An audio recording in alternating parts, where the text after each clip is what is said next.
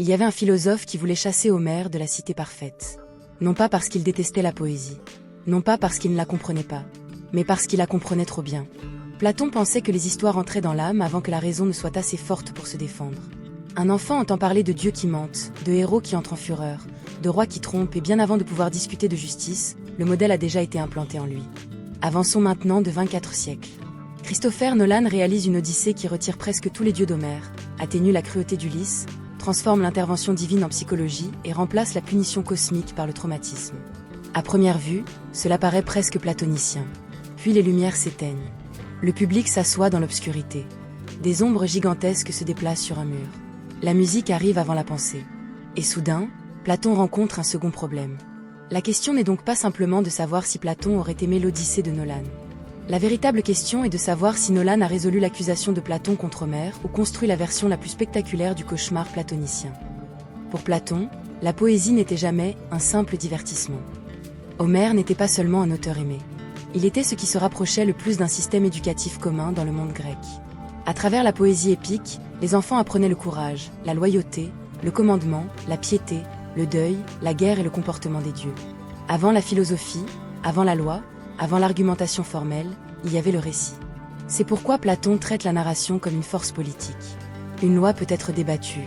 Une histoire entendue à l'âge de 6 ans devient partie de vos réflexes émotionnels avant même que vous possédiez les mots nécessaires pour la contester. Dans la République, Platon imagine une cité idéale et pose une question inquiétante. Si les histoires forment le caractère, une société devrait-elle permettre à n'importe quelle histoire de former ses enfants? Sa réponse est non. Il ne rejette pas la narration en elle-même. Il veut qu'elle soit contrôlée, purifiée et rendue moralement utile. Cette distinction est importante, car elle signifie que Platon ne s'opposerait peut-être pas à une adaptation. Il pourrait même l'accueillir favorablement. Si Homère enseigne la mauvaise leçon, alors changeons Homère. Et c'est très proche de ce que fait Nolan. L'attaque de Platon comporte 2 volets distincts. Le premier est moral. Les dieux d'Homère sont puissants, mais ils ne sont pas moralement parfaits. Ils trompent. Ils se déguisent. Ils se querellent. Ils favorisent leurs préférés. Ils causent de la souffrance pour des raisons personnelles. Zeus peut être manipulé. Arès se comporte comme une brute. Aphrodite commet l'adultère. Poséidon détruit le voyage d'un homme parce que son fils a été aveuglé. Pour Platon, un véritable dieu ne devrait pas se comporter comme un être humain plus grand et plus fort, mais doté d'un contrôle encore plus faible sur ses impulsions. Il impose 2 règles fondamentales à la poésie religieuse. Le divin doit être la cause du bien, et non du mal.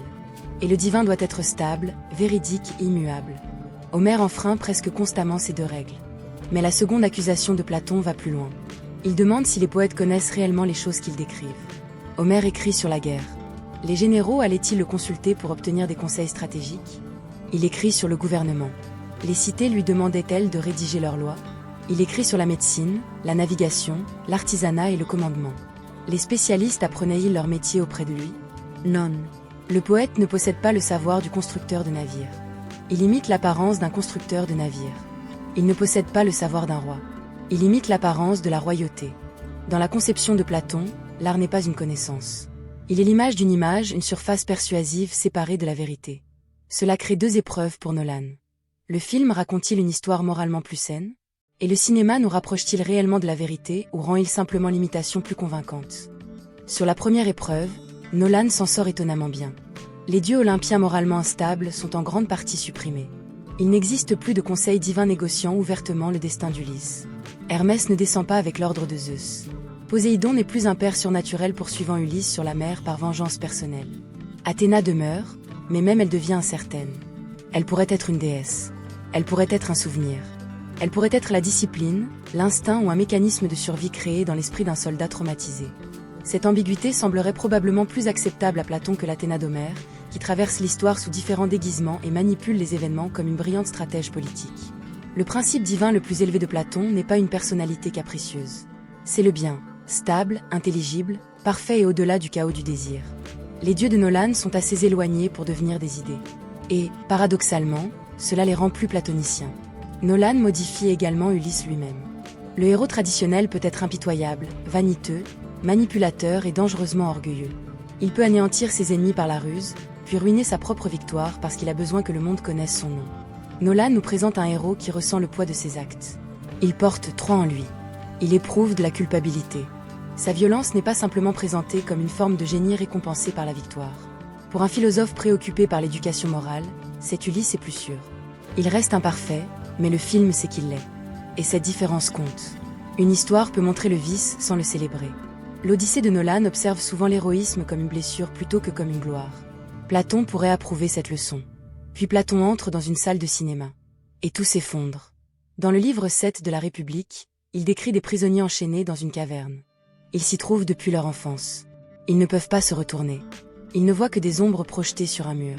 Puisque ces ombres sont tout ce qu'ils ont toujours connu, ils prennent les apparences pour la réalité. Imaginez maintenant que l'on conduise Platon dans une salle IMAX. La pièce est plongée dans l'obscurité. Le public est assis dans une seule direction. Des images immenses se déplacent sur un mur. Le son enveloppe le corps. Les spectateurs abandonnent volontairement leur attention à une succession contrôlée d'ombres. Platon n'aurait besoin d'aucune explication. Il reconnaîtrait immédiatement l'architecture. Le cinéma, c'est la caverne avec de meilleurs fauteuils. Et la perfection technique de Nolan ne le rassurerait pas. Elle l'effraierait.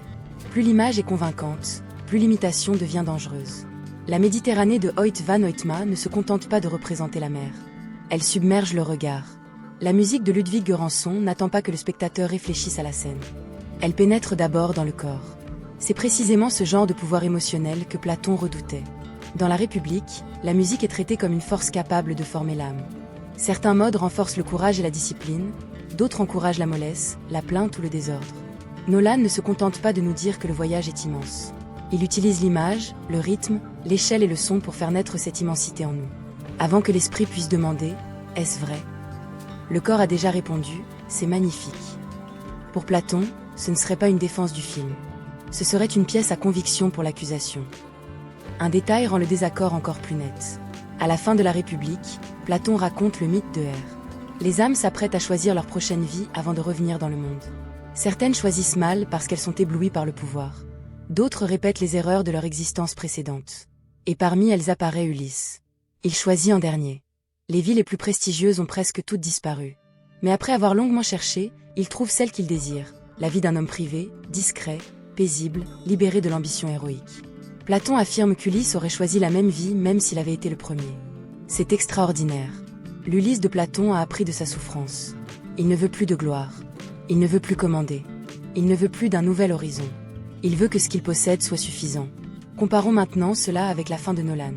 Télémaque monte sur le trône. Ulysse et Pénélope naviguent vers l'ouest. La mer s'ouvre de nouveau. Le voyage continue au-delà du foyer. C'est émouvant, romantique, grandiose. Et, du point de vue de Platon, cela prouve qu'Ulysse n'a pas appris la dernière leçon. L'Ulysse de Platon choisit l'obscurité. Celui de Nolan choisit un nouveau voyage. L'un comprend que l'agitation héroïque était la maladie.